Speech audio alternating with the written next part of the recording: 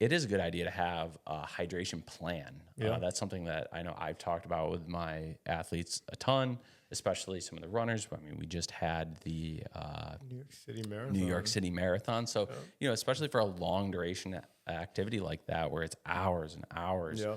you need to have a strategy to take in hydration because you can run into some trouble if you don't, especially if environmental conditions are different, duration of activity, the intensity of the activity, the humidity Yeah. that day. Having pre-planned that and thought about those things prior to the event is super important.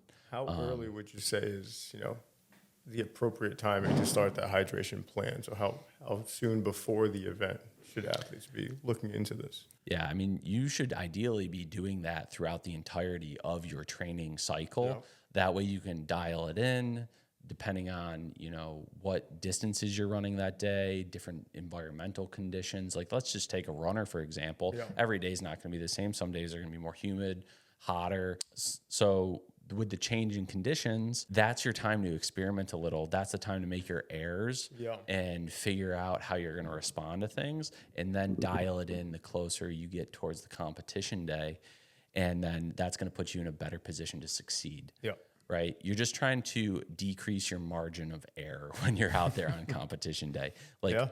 margin of error is to be expected because not everybody's perfect. Sure. But the better tuned into our bodies we can be and to know the variables that need to be adjusted depending on the conditions of that day,